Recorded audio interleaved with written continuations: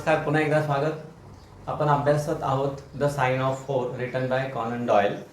त्याचा पहिला पार्ट आपण बघितला. And in first part we studied outline of the story as well as we studied the theme, and I hope almost the whole story is clear to you.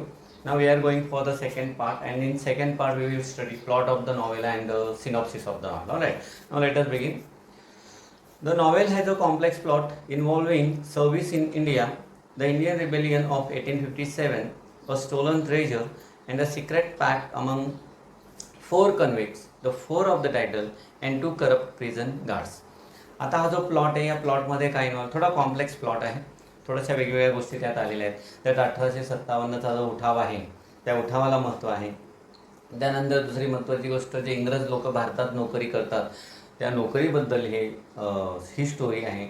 त्यानंतर जो खजाना चोरीला गेला त्या खजान्याबद्दल ही स्टोरी आहे.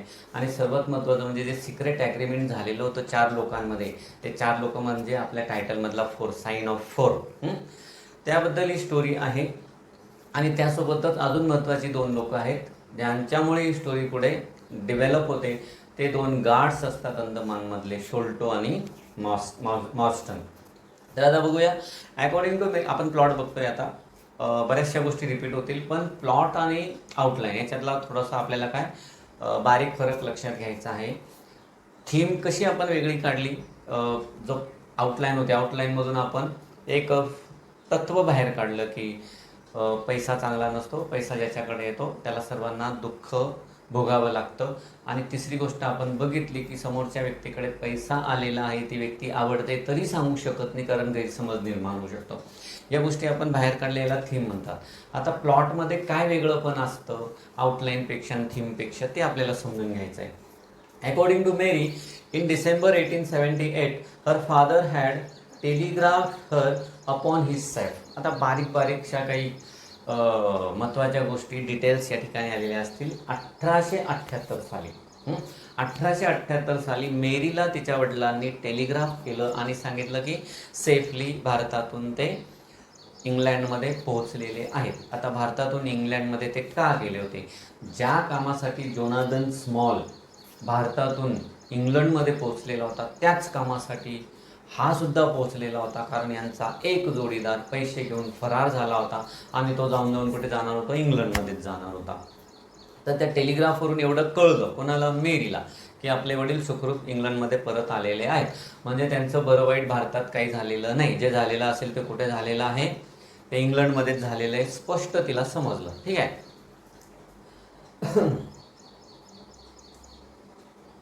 And requested her to meet him at the Langham hotel in London. आता ज्यावेळेस इंग्लंडला पोहोचले, लंडनच्या एका हॉटेलमध्ये ते थांबले होते. हॉटेलचं नाव होतं लॉंगहॅम. तिथून त्यांनी मेरीला मेसेज पाठवला की मी सुखरूप आलेलो आहे, आता तू मला येथे येऊन भेट. म्हणजे क्लिअर आहे की इंग्लंडपर्यंत येईपर्यंत तिचे वडील काय होते? सेफ होते. त्याच्या आधी काही झालेलं नव्हतं. When Mary arrived at the hotel, she was told that her father had gone out the previous night and not return. ठीक आहे. Despite all efforts, no trace was ever found of him. Mary contacted her father's only friend, Major John Sholto, who was in the same regiment, lived in England. आता काय झालं की तिथे पोचल्यावर हॉटेलमध्ये त्याने तपास केला वडिलांचा. हॉटेलमधून तिला माहिती कळली की आदल्या रात्रीपासून तिचे वडील बाहेर गेलेले, अजून परत आलेले नाही. आता बराच वेळ तिने वाट बघितला, वडील परत येत नाही आहेत. मग तिने शोध घ्यायला सुरुवात केली. मग शोध कुठे घेणार? तिला एक गोष्ट माहिती होती की त्यांचे मित्र, वडिलांचे मित्र म्हणजे शोल्टो, हा सुद्धा वडिलांसोबत एकाच रेजिमेंटमध्ये नोकरीला होते. म्हणजे कदाचित त्यांना माहिती असेल. म्हणून ती आता त्या शोल्टोंना कॉन्टॅक्ट करते की वडील कुठे आहेत हे शोधण्यासाठी. ठीक आहे. Mary contacted her father's only friend, एकमेव मित्र होते इंग्लंडमधले, त्यांना कॉन्टॅक्ट केला. Major John Sholto, who was in the same regiment, lived in England, but he denied knowing anything, knowing her father had return. आता त्याने अमान्य केलं शोल्टोने की नाही, मला तर माहीतच नाही तुझे वडील परत आलेले आहेत, असं म्हणजे लपवाछपवी त्याने सुरू केलेली आहे. The second puzzle is that she has received 6 pearls in the mail from an anonymous benefactor, 1 per year since 1882. 1882 पासून तिला एक अत्यंत सुंदर मौल्यवान मोती यायला सुरुवात झालेली आहे. कधीपासून? 1882 पासून. वडील इंग्लंडमध्ये कधी आले होते? 1878. 1878 आणि 1882 किती वर्षाचा फरक आहे? 4. वडिलांना गायब होऊन किती वर्ष झाले? 10. 4 वर्षापूर्वीपासून काय त्याला तो मोती यायला सुरुवात झालेली आहे. या सगळ्या महत्त्वाच्या गोष्टी आहेत, लक्षात घ्या. तुम्हाला एक डेट लाईन लक्षात येईल. 1882 पासून काय झालं आहे? तिला एक मोती यायला सुरुवात झाली आणि तो मोती एका ॲनॉनिमस बेनिफॅक्टर म्हणजे माहिती नसलेला एक व्यक्ती, ज्याला फायदा झालेला आहे कशाचा तरी, तो व्यक्ती पाठवतोय हिला. लक्षात ठेवा. आता या महत्त्वाच्या घडामोडी आहेत, तारखा महत्त्वाच्या आहेत, वर्ष महत्त्वाचं आहे. म्हणजे मी तुम्हाला म्हटलं होतं की वडील कधी गायब झाले? वडील गायब झाले 10 वर्षापूर्वी. आणि मोती यायला सुरुवात कधी झाली? 6 वर्षापासून. म्हणजे आता तिच्याकडे किती मोती आहेत? 6 मोती आहेत. कारण 82 पासून सुरुवात झालेली आहे मोती यायला. म्हणजे आता किती वर्ष असेल? 82ला जर पहिला आला 83, 84, 85, 86, 87, राईट.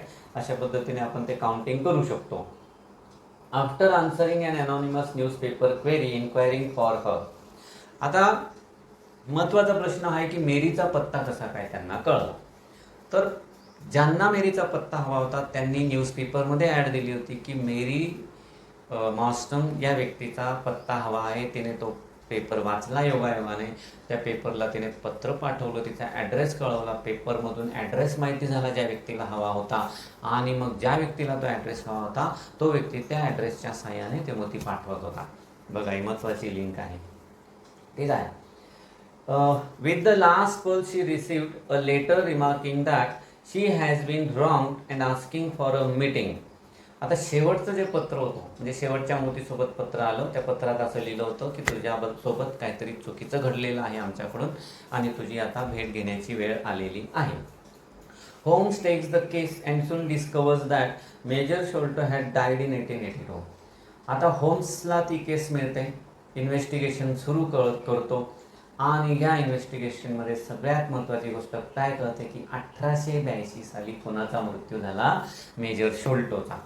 आणि नेमकं आपल्याला तेव्हाच कळतं की मृत्यू समय त्याने आपल्या मुलांना सांगितलं खजान्याबद्दल. आणि अजून एक वाटेकरी आहे त्या खजान्याचा, ती म्हणजे मेरी मॉस्टन. याच्याबद्दल त्याने माहिती सांगितली.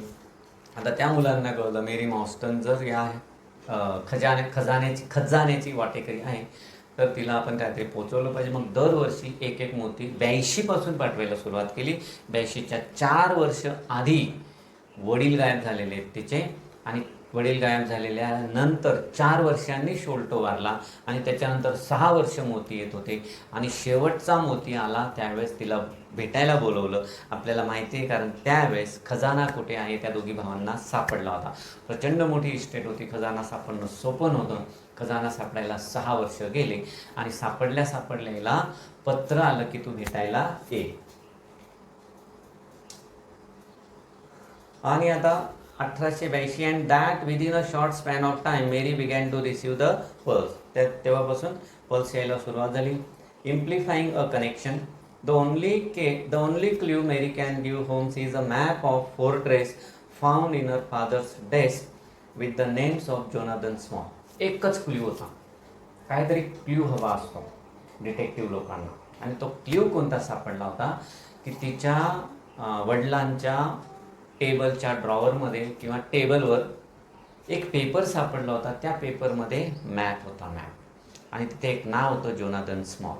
जोनाथन स्मॉल नावाच्या व्यक्तीचं नाव आणि तो मॅप, एवढा एक पुरावा, एवढा एक क्ल्यू त्या ठिकाणी भेटलेला होता. आणि आता त्या क्ल्यूच्या साहाय्याने होम साहेबांना शोधून काढायची होती सगळी मिस्ट्री. ठीक आहे. आणि तो मॅप होता फोर्ट्रेस म्हणजे तटबंदीचा. आता मोहम्मद सिंग, अब्दुल्ला खान, दोस्त अकबर, फक्त एकच नाव होतं का जोनाथन स्मॉल? नाही. 3 अरब लोक होते. ते 3 अरेबियन लोकांमध्ये पहिल्याचं नाव होतं मोहम्मद सिंग, अब्दुल्ला खान आणि दोस्त अकबर. ही नावं होती. ही नावं डिस्गाइज्ड आहेत. पुढे खरी नावं उजागर होणार आहेत, ते आपण समजून घेणार आहोत. ठीक आहे.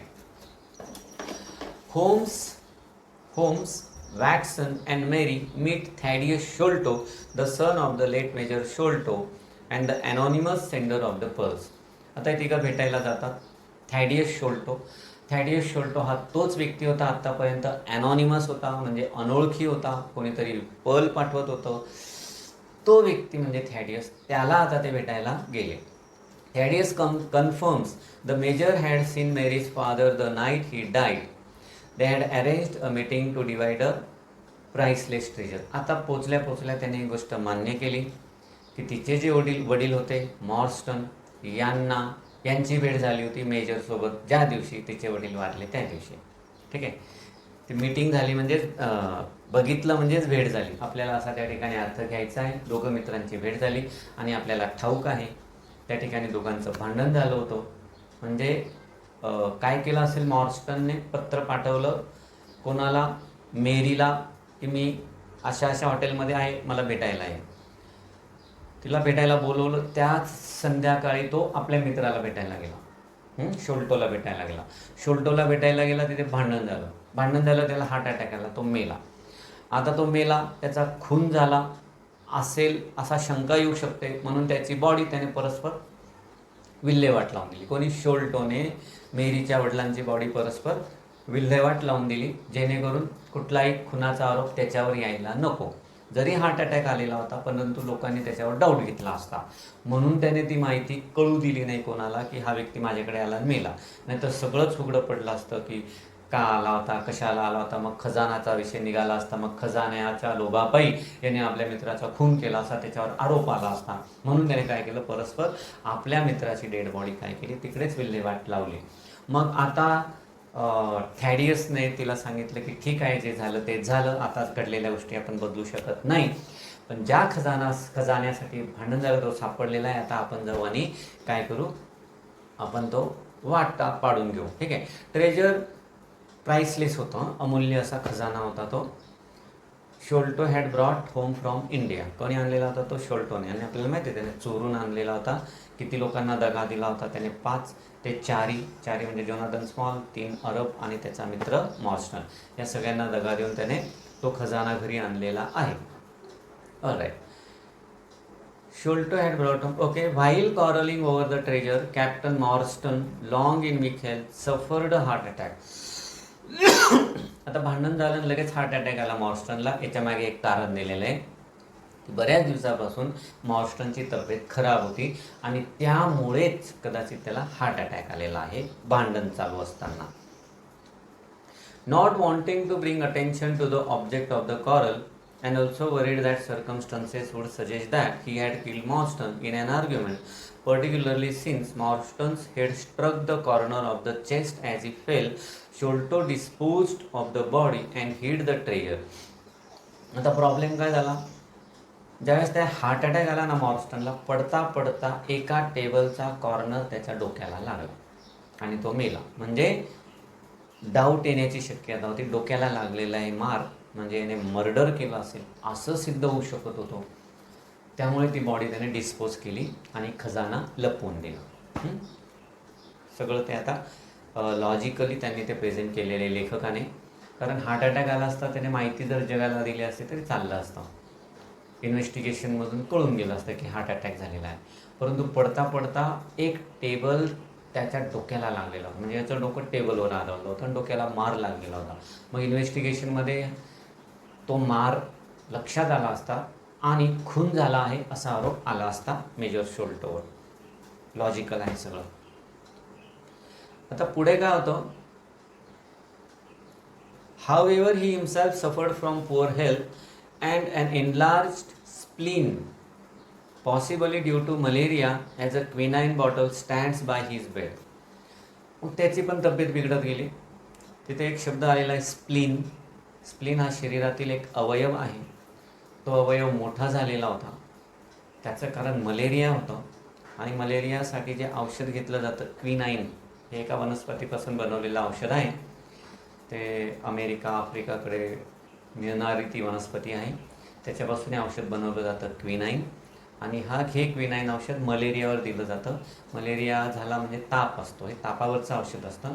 आणि ते तापावरचं औषध घेऊन शरीरातील एक महत्त्वाचा जो ऑर्गन होता स्प्लीन नावाचा, तो स्प्लीन नावाचं ते अवयव मोठं झालेलं होतं आणि त्याच्यामुळे त्याला एक वेगळाच आजार लागलेला होता.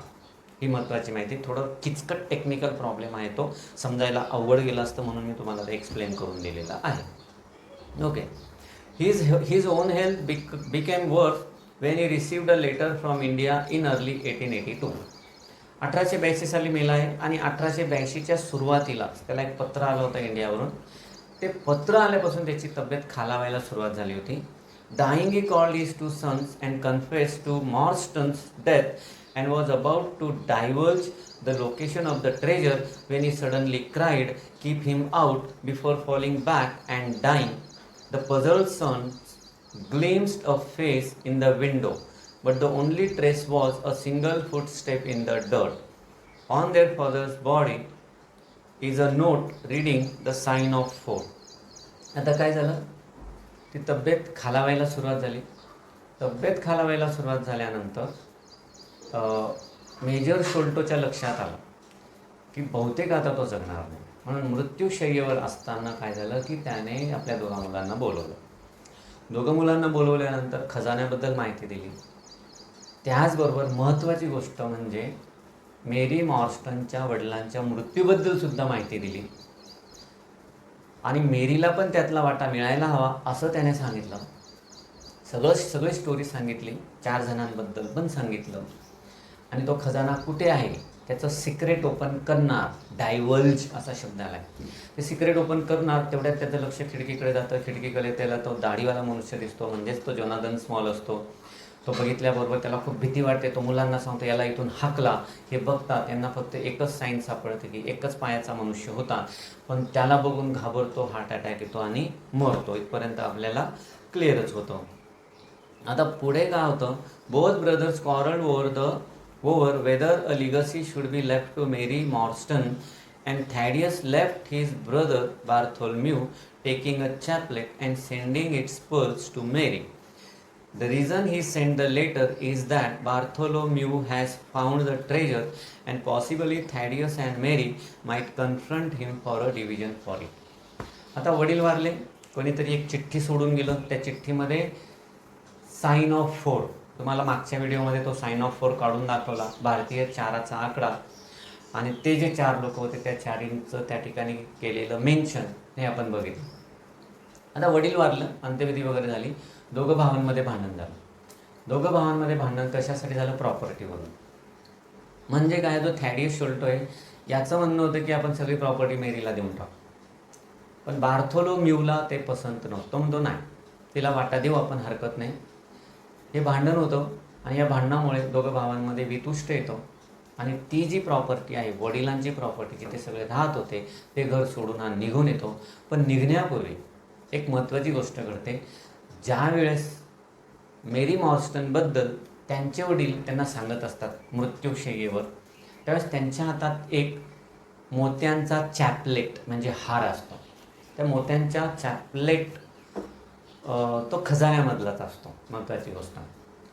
मग तो चॅपलेट, तो हार, ते घर सोडताना थॅडियस शोल्टो काय करतो, आपल्यासोबत घेऊन येतो आणि त्या मोत्यांच्या हारमधला एक मोती दरवर्षी तो मेरी मॉर्स्टनला पाठवत असतो.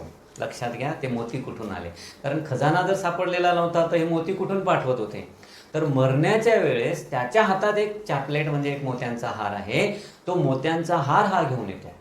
त्यानंतर बार्थोलोम्यू बरेच वर्ष म्हणजे 6 वर्ष प्रयत्न करतो ना जवळजवळ, तो खजाना शोधत शेवटी त्याला वरती एकदम वरच्या रूममध्ये असं सिलिंग बनवलेलं असतं, सिलिंगच्या वरती लपवलेला तो खजाना सापडतो. तो सिलिंग वगैरे तोडून फोडून वरती जातो, म्हणजे आपलं ते डिझाईन वगैरे बनवलेली असते ना आपल्या घराला, तर त्याच्यावरून तो जातो आणि ते शोधून काढतो आणि तो खजाना माहिती झाल्यावर शेवटच्या पत्रासोबत मेरीला मेसेज दिला जातो की येऊन जा, आणि आल्यानंतर ते खजान्याचं वाटप करणार असतात.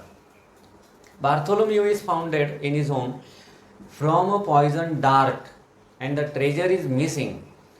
आता हे सगळे पुस्तक आपल्याला कळतं बार्थोलोम्यू मेलेला आहे. त्याच्या गळ्यात पॉयझनस डार्ट म्हणजे ते खेळायचं असं साधन असतं बघा, असं आपण फेकतो आणि ते समोर जाऊन रुतून बसतो टार्गेटच्या तिथे.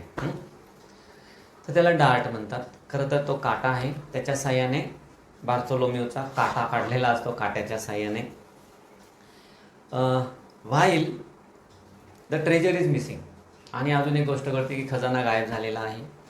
While the police wrongly take Thaddeus in as suspect, पण संशयित म्हणून थॅडियसलाच पोलीस काय करतात, पकडून घेऊन जातात. म्हणजे खजान्याचा संबंध आलेला आहे थॅडियससोबत. ठीक आहे, खजान्याचा संबंध आलेला आहे थॅडियससोबत, आणि थॅडियसला सुद्धा जेल झालेली आहे. म्हणजे ज्याच्याजवळ खजाना येतोय तो प्रत्येक व्यक्तीला काय होतोय, त्रास होतोय. आधीपासून तर त्रास होतात, आता तो त्रास वाढलेला आहे. While the police wrongly take Thaddeus in as a suspect, Holmes deduces that there are two persons involved in the murder. Meanwhile, Holmes शोधून काढतो 2 लोकांचा संबंध आहे मर्डरमध्ये. एक वन लेगेड आहे Jonathan Small, as well as another small, दुसरा एक छोटासा आहे, म्हणजे दोन्ही स्मॉल, याचं नाव स्मॉल आणि तो उंचीने small. Accomplice. He traces them to a boat landing where Small has hired a steam launch name Aurora. मग कुत्र्याच्या साहाय्याने शोधून काढतात. थेम्स नदीच्या किनाऱ्यावर जातात. तो छोटा बुटका असतो, त्याने एक बोट हायर केलेली असते, ती माहिती शोधून काढतो ऑरोरा नावाची. With the help of dog Toby that he sends Watson to collect from mister Sherman. आता तिथं जेव्हा कळतं की आपल्याला क्ल्यू सापडलेला आहे, एका औषधात त्याचा पाय पडलेला आहे, त्या वासाच्या साह्याने आपण त्यांच्या मागावर जाऊ शकतो, म्हणून होम्स काय करतो, त्या डॉक्टर वॅटसनला पाठवतो. कोणाकडे पाठवतो, मिस्टर शर्मनकडे. आता फक्त हे वाचलं असतं कळलं नसतं. ज्याने नॉव्हेल बघितलेलं आहे त्यालाच ह्या गोष्टी व्यवस्थित समजतील, त्याच्यामुळेच मला तुम्हाला हे व्यवस्थित सांगता येत आहे. आता मिस्टर शर्मन नावाचा एक व्यक्ती आहे जो सगळे विचित्र प्राणी पाळत असतो. अगदी साप, अजगर, एकदम भयानक प्राणी असतात त्याच्याकडे, आणि त्याच्याकडे हा टॉबी नावाचा अत्यंत हुशार कुत्रा पण असतो. तर हा होम्स कोणाला पाठवतो, त्याच्याकडे, त्या मित्राला वॅटसनला, शर्मनकडे, आणि मग तो कुत्रा घेऊन येतात. आपल्याला माहिती पुढे काय होतं. Baker Street Irregulars and is own disguise. तेथील जे टपोरी गँग असते मुलांची, त्यांच्या मदतीने स्वतः पण तो डिस्गाईज करतो. मुलं बोट कुठे ते शोधून आणतात. मग आता त्या बोटचं पुढे काय करायचं त्याची माहिती घेण्यासाठी स्वतः डिस्गाईज करतो, म्हणजे वेषांतर करतो. आणि जोनाथन आणि स्मॉल काय गप्पा मारतात त्या गुपचूप ऐकतो. त्याच्यावरून त्यांना कळतं की हे इथून कधी पळणार आहेत, आणि बरोबर मग त्या दिवशी पाठलाग सुरू होतो. The Baker Street Irregulars and is own disguise. Holmes traces the steam launch. In a police steam launch, Holmes and Watson chase the Aurora and capture it. पाठलाग करतात आणि ते पकडून घेतात. But in the process end up killing the Small companion after he attempts to kill Holmes with a poison dart shot from blowpipe. आणि आपण बघतो homes आणि त्याचा मित्र अटॅक करतायत, पाठलाग करतायत. त्यांच्यापासून वाचवण्यासाठी छोटा टोंगा त्या पाईपने, तो पॉयझनस डार्टच्या साह्याने अटॅक करतो, पण काही होत नाही. पण त्या प्रोसेसमध्ये हेच त्याला मारून टाकतात. मुख्यतः वॅटसन त्याला गोळी मारतो. ठीक आहे. Small tries to escape but it captured. दुसरा जो स्मॉल आहे, म्हणजे याचं खरं नाव स्मॉल आहे, एक उंचीने स्मॉल आहे, तो पळायचा प्रयत्न करतो, पण त्याचा पाय लाकडी आहे, चिखल आहे, त्याला पळता येणं शक्यच नव्हतं, पकडला जातो. However, the iron treasure box is empty. Small claims to have dumped the treasure over the side during the chase. आता या ठिकाणी महत्त्वाची गोष्ट काय घडते की सगळी माहिती मिळाल्यानंतर हे कळतं की खजानाच गायब आहे, आणि तो सांगतो की नाही, मी फेकून दिला पाण्यात, मला नाही तर कोणालाच नाही. Small confesses that years before he was a soldier of the 3rd Buffs in India and lost his right leg in a swimming accident to a crocodile. मग अगदी सुरुवातीची माहिती पण सांगतो. सोल्जर म्हणून, तो ब्रिटिशांचा सोल्जर म्हणून इकडे आलेला असतो. आता ते युद्ध 1857 म्हणजे 1857च्या उठावाचा संदर्भ आहे. एकदा तो स्विमिंग करायला जातो, त्याच्यात एक क्रोकोडाईल त्याचा पाय तोडून टाकते. तेव्हापासून तो लंगडा झालेला आहे. पाय तोडल्यामुळे तो सोल्जर म्हणून काम करू शकत नाही, तर त्याला गेटचा इन्चार्ज म्हणून पाठवलं जातं. आग्रा फोर्ट, आग्र्यामध्ये असलेला जो आपला आग्र्याचा किल्ला आहे, त्या फोर्टवर किल्लेदार म्हणून पहारे इन्चार्ज म्हणून त्याला तिथे पाठवलं जातं. ठीक आहे. After some time when he was an overseer on a tea plantation, the Indian rebellion of 1857 occurred and he was force to flee for his life to the Agra fortress. म्हणजे ॲक्च्युली आधी त्याला overseer on a tea plantation म्हणजे जिथे चहाची शेती केली जाते त्याच्यावर सुपरवायझर नेमलेला होता. पण रिबेलियन झालं 1857चं. मग जीव वाचवण्यासाठी तो इकडे आला, पळून आला अक्षरशः, आणि इकडे त्याची नियुक्ती झाली होती. While standing guards one night he was overpowered by 2 Sikh troopers. आली बघा माहिती. जरी सुरुवातीला अरब असा शब्द आलेला आहे, पण ते सिख आहे. सिख म्हणजे आपण त्याला शीख म्हणतो. तर सिख ट्रुपर्स 2 त्याच्यावर अटॅक करतात. तुम्हाला सांगितलं एक कुठे गेलेला आहे, तो जो एमिसरी आहे सिखांचा, त्याला आपण नोकर म्हणतोय मी, पण तो दूत असतो ॲक्च्युली त्यांचा. फार महत्त्वाची जबाबदारी असते ना, एवढा मोठा खजाना घेऊन तो किल्ल्यात आलेला येणार असतो राजाकडे तो खजाना द्यायला. पण मग जो वाटाडे असतो तो आपल्या 2 मित्रांच्या मदतीने, जे इथे पहारेकरी असतात, तो खजाना लुटायचा प्लॅन करतात. मग इकडचे जे 2 जण असतात त्यांना कळतं की तो जोनाथन स्मॉलच्या मदतीशिवाय शक्य नाही, म्हणून ते त्याला पण इन्व्हॉल्व करून घेतात. आणि असे हे 4 झाले. आणि तो साइन ऑफ 4 म्हणजे हे 4ही. पण महत्त्वाची गोष्ट काय, ते अरब होते का नाही, ते सिख ट्रुपर आहेत बघा. आपले भारतीयच होते ते दोघी मंडळी, ज्यांनी खजाना लुटायचं ठरवलेलं असतं. 2 Sikh troopers who gave him a choice of being killed or being an accomplice to waylaying a disguised servant of Raja, who sent the servant with a valuable fortune in pearls and jewels to the British for safekeeping. तर जो सिख व्यक्ती असतो, खूप wealthy Sikh असतो, तो आपल्या एमिसरीला, आपल्याला दूताला तो खजाना घेऊन राजाकडे पाठवत असतो सेफली ठेवण्यासाठी. त्याला भीती वाटत होती कोणी तो खजाना पळवेल, म्हणून राजाच्या मदतीने तो सेफ ठेवणार होता. मग राजा एका नोकराला पाठवतो त्याला घेऊन येण्यासाठी. आणि जो जाणारा व्यक्ती आहे त्या तिघांपैकी एक आहे. जातानाच तो प्लॅन करतो की आता आपण हा खजाना लुटायचा. आणि अशा प्रकारे स्टोरी घडायला सुरुवात होते. द रॉबरी अँड मर्डर टूक place and the crime was discovered. मग आपल्याला माहिती आहे ती लूट होते, मर्डर होतो, आणि राजा इन्व्हेस्टिगेट करतो आणि यांना पकडलं जातात आणि यांना जेलमध्ये टाकलं जातं. ठीक आहे. The robbery and murders took place and the crime was discovered although the jewels were not. पण खजाना काही सापडत नाही. Small got penal servitude on the Andaman island and after 20 years he overheard that John Sholto had lost much money gambling and cannot even sell his commission. जवळजवळ 20 वर्ष अंदमानमध्ये घालवतो. 20 वर्ष तो आणि त्याचे मित्र पण असतात तिघं, 4च्या 4 तिथे जेलमध्ये असतात. आणि एकदा तो शोल्टो आणि मॉर्स्टन यांचं बोलणं ऐकतो. हे बोलणं ऐकल्यावर त्याला कळतं की शोल्टो गॅमलिंगमध्ये खूप पैसे हारला. दोघांना जुगार खेळायची सवय. इतका हारला की आता तो दिवाळखोरीत गेला आणि कदाचित तो नोकरी सोडून जाणार आहे. मग ह्या संधीचा तो फायदा घेणार असतो आणि त्यांची मदत घेणार असतो. He will have to resign. Small saw his chance and made a deal with Sholto and Arthur Morstan. संधी मिळते, दोघांसोबत तो डील करतो. मला सोडायला मदत करा, तुम्हाला 5वा हिस्सा मिळेल. And stole treasure for himself after inheriting a fortune. मात्र शोल्टो काय करतो, डबल क्रॉस करतो, स्वतःच पैसे घेऊन पळून जातो. Small vowed avenging. Morstan and Small stole the treasure for himself after inheriting a fortune from his uncle. Smallwood Vengin and 4 years later escaped the Andaman Islands. ठीक आहे.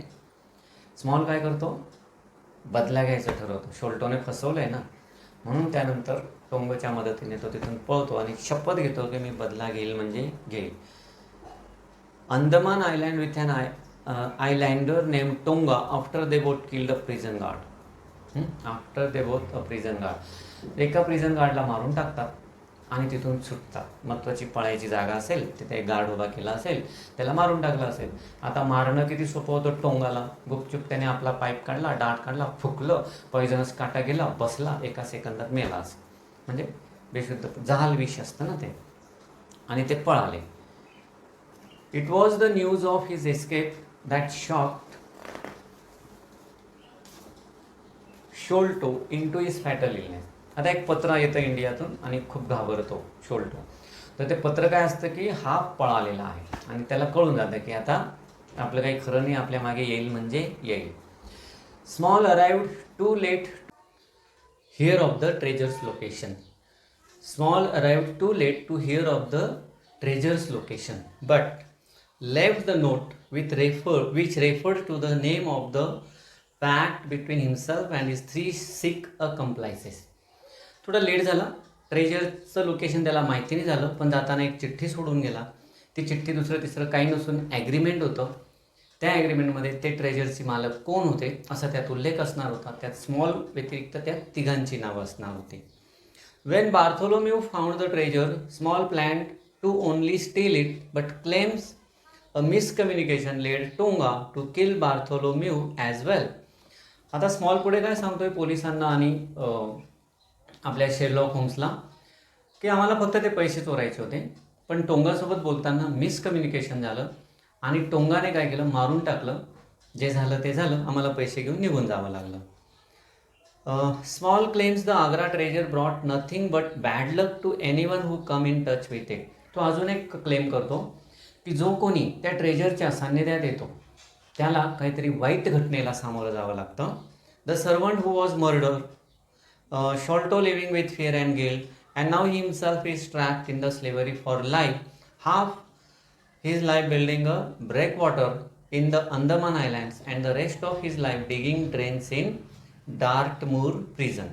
आता उदाहरणार्थ तो सर्वंट जो त्या वेल्दी शीख व्यक्तीचे पैसे घेऊन येत होता, खजिना घेऊन येत होता आणि तो खजिना राजाकडे ठेवणार होता सेफ राहण्यासाठी, पण त्या सर्वंटचं मर्डर होतो आणि स्वतः शोल्टो आयुष्यभर भीतीत जगतो, गिल्टी फिलिंगने जगतो. आणि आता कोण, जोनाथन स्मॉल, आधी पण त्याचं अर्ध आयुष्य जेलमध्ये गेलं दगडी फोडण्यात. आणि ते अंदमान निकोबार समुद्राचा भाग आहे, किनाऱ्यावर ते समुद्राचं पाणी येतं, जमिनीची झीज होऊ नये म्हणून तिथे दगडी लावली जातात. तर ते दगडी फोडून ते दगडी लावण्याचं काम, त्याला काय म्हणतात, ब्रेक वॉटर इन अंदमान. ते काम त्याला अर्ध आयुष्य करावं लागलं. तो 20 वर्ष तिथे होता, आपल्याला आता माहिती आहे. त्यानंतर पुन्हा आता जेलमध्ये जाणार आहे आणि डार्टमूर प्रिझनमध्ये असताना त्याला गटारी खोदण्याचं काम करावं लागणार आहे. म्हणजे वाईटच घटना होती त्याच्यासाठी. Mary Morstan is left without the bulk of the Agra treasure, although she will apparently receive the rest of the chaplet. आता हा जो एक वेगळा धागा होता मेरी मॉस्टनचा, तिला तो खजिना काही मिळाला नाही, पण तरीसुद्धा तिला एक गोष्ट मिळाली, त्या खजिन्याच्या सान्निध्यात ती आलेली नाही. आणि त्यामुळेच कदाचित तो जो हार होता, ज्या हारचा एक एक मोती दरवर्षी तिला मिळायचा, तो चॅपलेट, उरलेला चॅपलेटचा तो भाग आता तिला मिळणार होता. नंबर 1. आणि दुसरी महत्त्वाची गोष्ट, John Watson falls in love with Mary and it is revealed at the end that he propose to her and she has accepted. आणि दुसरी चांगली गोष्ट काय झाली की हा जॉन वॅटसन जो तिच्या प्रेमात पडला होता, तिला प्रपोज करतो आणि ते ॲक्सेप्ट होतं आणि त्या ठिकाणी तिच्या आयुष्यात एक प्रकारे आनंद येतो. खजिना आलेला नाही. ठीक आहे. अशा प्रकारे आपल्याला या ठिकाणी प्लॉट समजलेला आहे. प्लॉट आपण समजून घेतला. सिनॉप्सिस बाकी, व्हिडिओ खूप मोठा होईल, नंतर छोटा व्हिडिओ बनवतो मी. ठीक आहे. शेअर करा, कमेंट करा, सबस्क्राईब करा, ज्यांनी सबस्क्राईब केलेलं नसेल त्यांनी. ओके, नमस्कार, थँक्यू.